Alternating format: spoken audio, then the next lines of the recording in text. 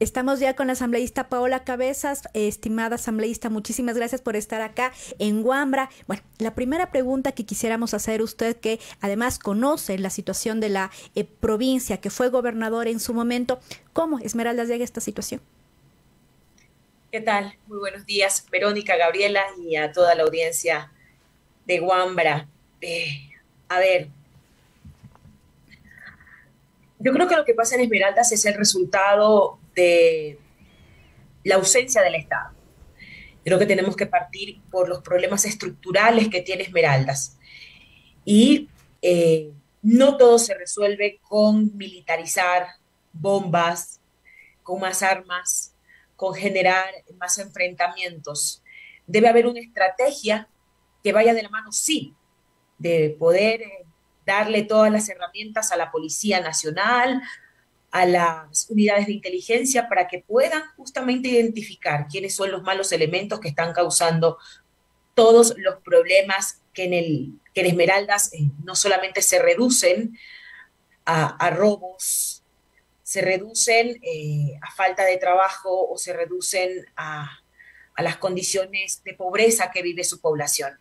Y estamos hablando de delincuencia organizada, estamos hablando de estructuras que a vista y paciencia de las autoridades han podido estructurarse a tal, digamos, a tal sentido que ahora la policía dice que no tiene control de las cárceles, que no tiene control de los barrios, que no tiene control de nada.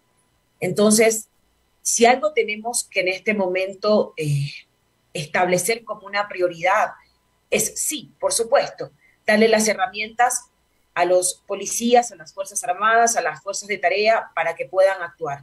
Pero por cuerda separada debe haber un plan de recuperación económica, social de la provincia, porque a Esmeraldas sencillamente le cerraron la llave. A Esmeraldas la dejaron a su suerte.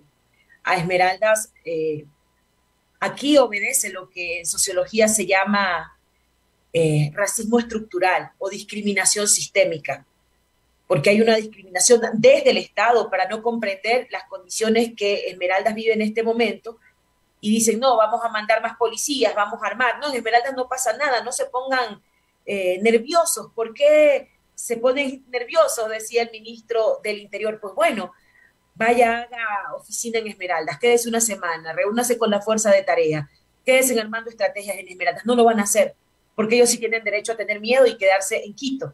Pero los que vivimos todos los días en Esmeraldas y sabemos sus condiciones, sabemos que se está enfrentando una, y quizás esta palabra no sea la idónea, pero creo que hay que graficar para poder entender qué está pasando en Esmeraldas. Es una guerra interna en donde hay una desventaja, porque los ciudadanos no saben cómo enfrentar una guerra. Los ciudadanos sencillamente quieren vivir y vivir en paz. Y es una guerra económica, es una guerra social, es una guerra psicológica, es una guerra que le está ganando espacio o le está ganando espacio al Estado y al gobierno y ellos tienen que hacerse responsables de esto. Gobernadora de Esmeraldas de 2013 a 2016. En ese sentido, ¿qué necesidades identificó en la población? Gabriela, primero hay que entender que Esmeraldas, por su ubicación geográfica, es sensible a cualquier tipo de delitos. Partamos por eso. Ujú. Las provincias de frontera, justamente por su ubicación geográfica, por su vinculación, en ocasiones hasta con el hablemos de Esmeraldas, eh, la trata de personas, el mismo contrabando, el tráfico de estupefacientes, la minería ilegal, el contrabando, son todos elementos que suceden en una frontera y que las autoridades deben conocer, porque estos no son fenómenos actuales, son fenómenos que en situaciones de vivir en frontera suceden. El tema es qué hace el gobierno para tener presencia del Estado y evitar que estos fenómenos permeen a la sociedad. Pero hay una dificultad mayor, Gabriela, que en este momento, si tenemos contaminada a la Policía Nacional y tenemos contaminada a las Fuerzas Armadas, va a ser muy difícil que en estas condiciones se puedan tener o confiar en una policía que pueda hacer un trabajo mucho más eficiente. Porque reconozcamos que ya se ha dicho que hay narcos generales, reconozcamos que también hay policías vinculados con el crimen organizado. reconozcamos que hay una debilidad institucional en las Fuerzas Armadas y en la Policía Nacional, que debería tener toda esta estrategia planteada para poder enfrentar de manera eficiente estos problemas que históricamente los ha tenido Esmeraldas. Pero lo que aquí hay que generar un punto de quiebre es qué se hizo antes, que funcionó, y qué no se está haciendo ahora, que no les funciona.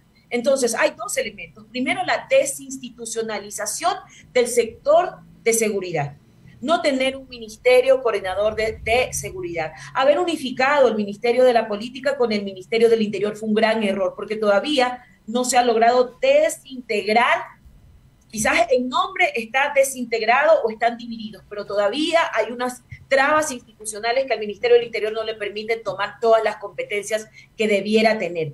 Y otra cosa, el Ministerio del Interior, al menos lo dice la Constitución claramente, las fuerzas del orden están subordinadas al poder civil. Y hay un problema gravísimo. Los policías no pueden ser ministros del Interior, porque allí vamos a tener las dificultades que se pasan haciendo espíritu de cuerpo.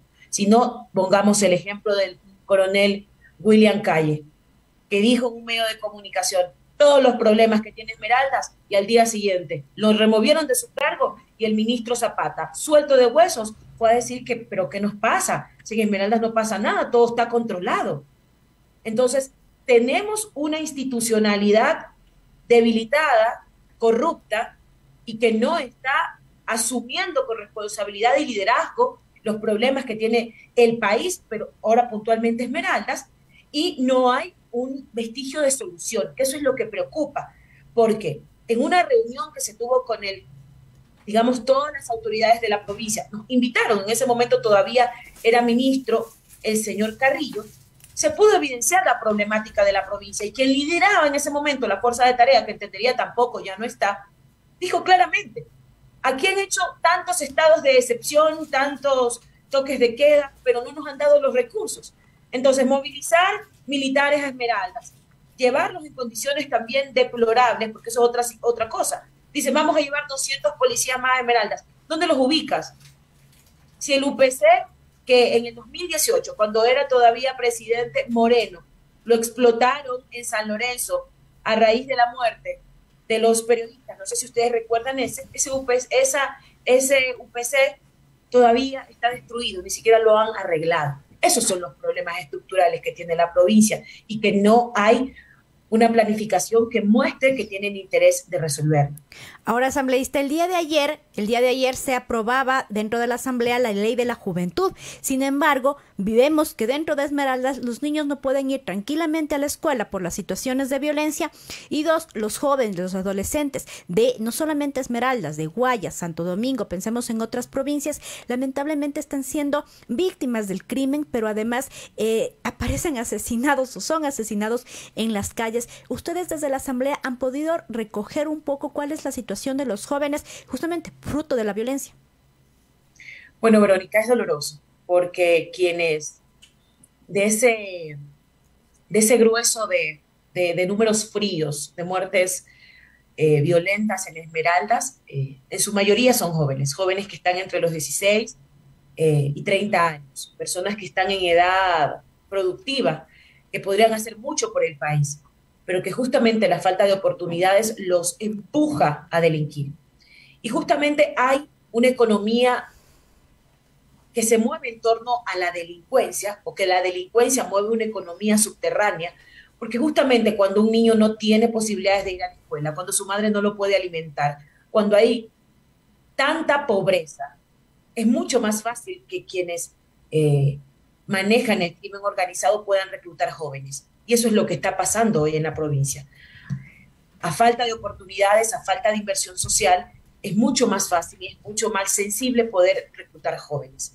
Entonces, esta también es una responsabilidad que está en manos del Ejecutivo. La desnutrición infantil, los embarazos adolescentes, la violencia de género, la falta de trabajo, son cosas que están destruyendo, y ahí es donde usted puede ver por qué los indicadores que son alarmantes en la provincia de Esmeraldas, si bien la media de pobreza a nivel del país está casi llegando como al 20%, en Esmeraldas supera todos los indicadores. Entonces, esto sí requiere de una visión estratégica por parte del gobierno. Tienen que cambiar el modelo, porque es el modelo neoliberal que está matando a provincias pobres y a provincias como la de Esmeraldas. Y a mí no me gusta decir esto, pero es que hay que decirlo, porque desafortunadamente en una estructura excluyente y más, a veces deliberada por parte del gobierno, la pobreza y la desigualdad tiene rostro de mujer y tiene color, y es la población negra, son los hermanos indígenas. Es allí donde está justamente arraigada la pobreza. Si no, revise, váyase a Guayaquil, Trinitaria, Esmeralda Chiquito, Los Guamos, Monte Sinaí. ¿Quiénes son los que viven ahí? Los excluidos, los nadie. En Quito, vaya, Carapungo, Carcelén, los barrios donde viven los negros. Dígame si hay algo.